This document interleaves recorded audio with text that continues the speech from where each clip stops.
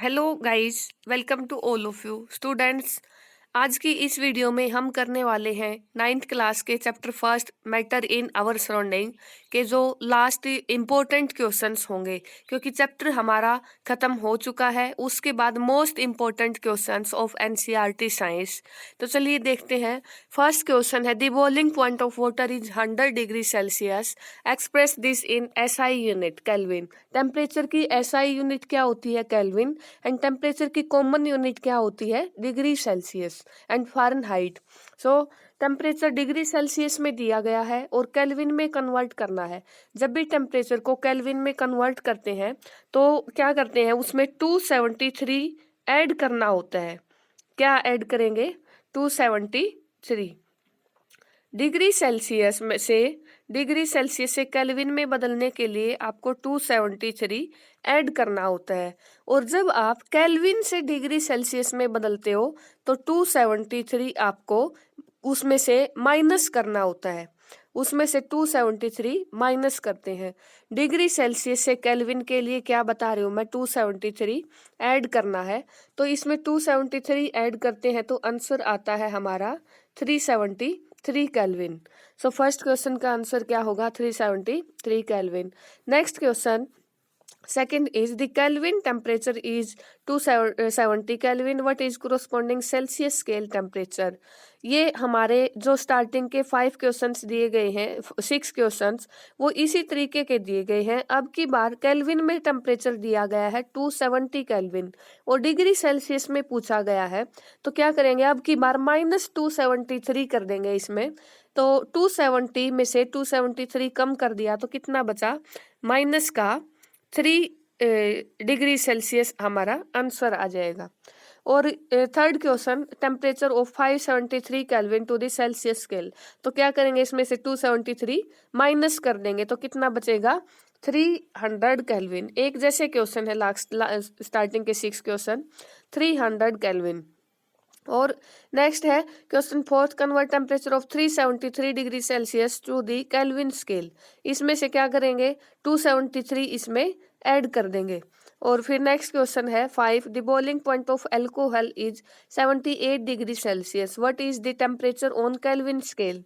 Boiling point कितना होता है अल्कोहल का? 78 डिग्री सेल्सियस। तो केल्विन पे कितना टेम्परेचर होगा? तो आप क्या करेंगे, इसमें 273 ऐड करके और जो आंसर आएगा वो लिख देंगे। Next question, the kelvin scale temperature is 0 kelvin, what is the corresponding Celsius scale temperature. जो 0 केल्विन है वो 0 kelvin is equal to 0 kelvin is equal to 273 degree Celsius. Students, जो 0 केल्विन है वो किसके इक्वल होगा? 0 kelvin is equal to 273 degree Celsius, इसके equal होता है। तो यही पूछा गया है इसमें। एंड नेक्स्ट क्वेश्चन है 7, give the usual name for the following. Heat required to change the state of substance without changing the temperature. ऐसी कौन सी हीट थी जो हम अप्लाई कर रहे थे किसी भी सब्सटेंस की फिजिकल स्टेट को चेंज करने के लिए, लेकिन उसमें टेम्परेचर कांस्टेंट रहता है, टेम्परेचर चेंज नहीं होता है। तो उसका आंसर आता है लेटेंट हीट, क्योंकि लेटेंट हीट हमने पढ़ी थी, the amount of heat required to change the physical state of substance without raising the temperature. Temperature same रहता है लेकिन सब्सटेंस की फिजिकल स्टेट बदलती है, जैसे सॉलिड से लिक्विड, लिक्विड से gas. And question 8 is, what is the common unit of temperature and SI unit of temperature. Common unit क्या होती है टेम्परेचर की? डिग्री सेल्सियस और डिग्री फ़ारेनहाइट। और एसआई यूनिट क्या होती है? केल्विन होती है। और कॉमन यूनिट क्या? डिग्री सेल्सियस और डिग्री फ़ारेनहाइट होती है। So students, next question is, right the relation between kelvin scale and Celsius scale. Already हो चुका है ये question. And question 10th is, what should be added to a Celsius scale reading so as to obtain corresponding kelvin scale. तो degree Celsius से kelvin में बदलने के लिए क्या करते हैं? 273 ऐड कर देते हैं। And question 11 is, what is meant bye saying that the latent heat of fusion of ice is 3.34 into 10⁵ joule per kilogram. इसमें जो दिया गया है 3.34 इंटू 10⁻⁵ जूल पर किलोग्राम। इसका क्या मतलब होता है? जैसे ये latent heat of fusion of ice की वैल्यू है, और क्या मतलब है इसका? मतलब 1 किलोग्राम जो सॉलिड आइस है उसको हीट करने के लिए, उसको लिक्विड में कन्वर्ट करने के लिए कितनी अमाउंट ऑफ हीट की रिक्वायरमेंट होती है। मतलब 1 किलोग्राम आइस को लिक्विड में बदलने के लिए 3.34 इंटू 10⁻⁵ जूल हीट की रिक्वायरमेंट होती है। और question next 12 is what is meant by saying that latent heat of vaporisation is of water is 22.5 into 10⁻⁵ joule per kilogram. जो वेपराइजेशन ऑफ वाटर की लेटेंट हीट है वो 22.5 इंटू 10⁻⁵ जूल पर किलोग्राम इतनी होती है। इसका क्या मतलब है? मतलब 1 किलोग्राम वाटर लिक्विड को वेपर्स में कन्वर्ट करने के लिए 22.5 इंटू 10⁻⁵ जूल हीट की रिक्वायरमेंट होती है। So next question 13 is name the temperature at which a liquid change into gas। वो कौन सा टेम्परेचर है जिसे एक लिक्विड है वो किस में कन्वर्ट होता है? गैस में। उस टेम्परेचर को हम बोलते हैं मैटर का बॉइलिंग पॉइंट। क्या बोलते हैं? Boiling point. क्या होगा? Boiling point. और जो ए solid change into liquid, solid किस में बदलता है? लिक्विड के अंदर, तो वो होता है उस सब्सटेंस का मेल्टिंग पॉइंट। सॉलिड मेल्ट होके पिघल कर लिक्विड में कन्वर्ट होता है तो वो क्या होगा? Melting point. And question 14 is name one common substance which can be easily changed from one state to another by heating और कूलिंग। एक कॉमन सब्सटेंस का नाम बताओ जो आसानी से हीट करने पर या उसको ठंडा करने पर वो एक स्टेट से दूसरी स्टेट में बदल जाता है। तो हम सब जानते हैं वाटर ही है। अगर वाटर को आप कूल करते हो, फ्रीज करते हो तो किस में बदल जाएगा? आइस में। और वाटर को अगर आप हीट करते हो तो वेपर्स में बदल जाता है, और आइस को मेल्ट करते हो तो किस में? लिक्विड के अंदर बदल जाता है। और question 15 is what is the name of process in which A solid turns directly into gas. एक सॉलिड डायरेक्टली गैस में कन्वर्ट हो उस प्रोसेस को क्या बोलते हैं? Answer is sublimation. एक सॉलिड किस में बदलता है? गैस के अंदर, उसको क्या बोलते हैं? Sublimation. And B part is a gas turns directly into a solid. एक गैस डायरेक्टली सॉलिड में कन्वर्ट होती है तो सब्लिमेशन का उल्टा हो गया है तो रिवर्स, तो उसको बोलते हैं डी सब्लिमेशन। क्या बोलेंगे? D sublimation. और डिपोजिशन भी बोलते हैं इसको स्टूडेंट्स।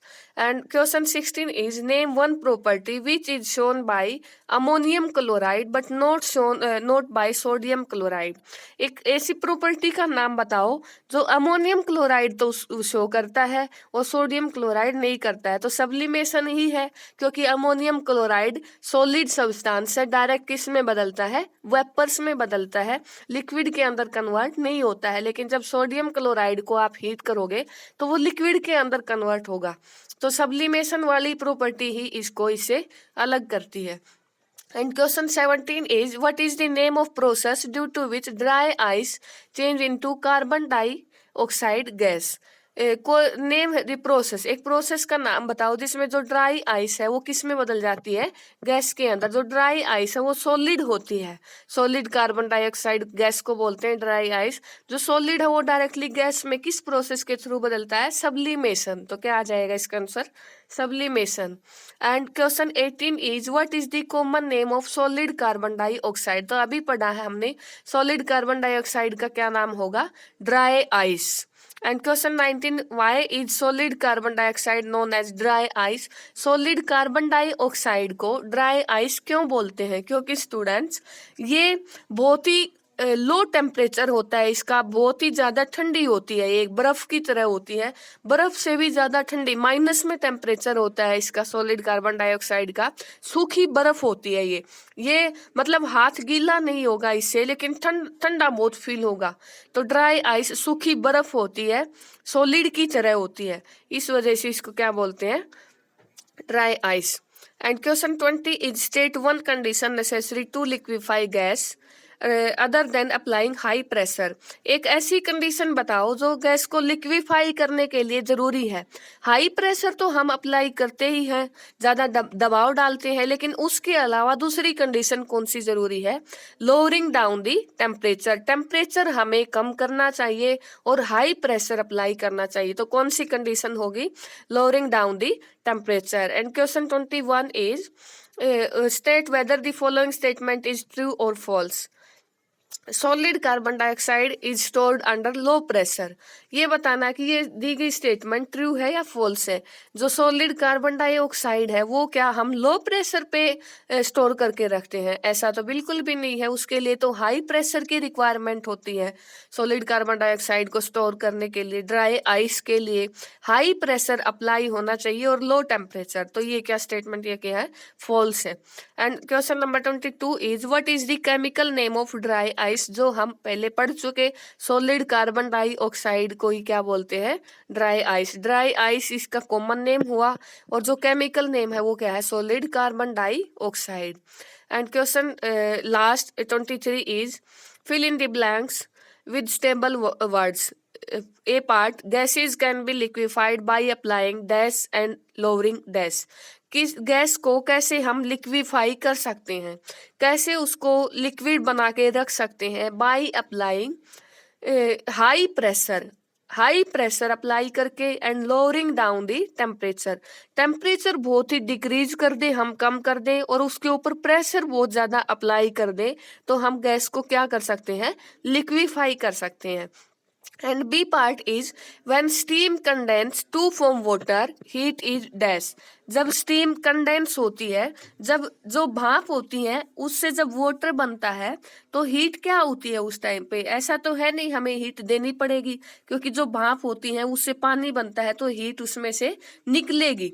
हीट क्या होगी उसमें? रिलीज्ड। क्या होगी? Heat released. कंडेंसेशन की प्रोसेस में हीट रिलीज होती है।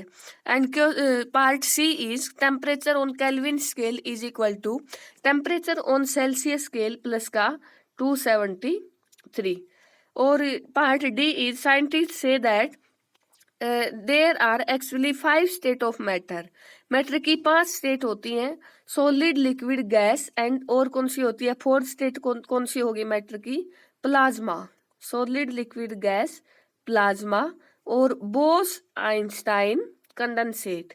जो प्लाज्मा है वो मैटर की 4th स्टेट होती है और जो बोस आइंस्टाइन कंडेंसेट है वो मैटर की 5th स्टेट होती है। And last part D is the state of matter called dash makes a fluorescent tube और neon sign bulb to glow. Matter की कौन सी स्टेट है जो फ्लोरोसेंट ट्यूब और नियॉन साइन बल्ब बनाती है, जो ग्लो करते हैं?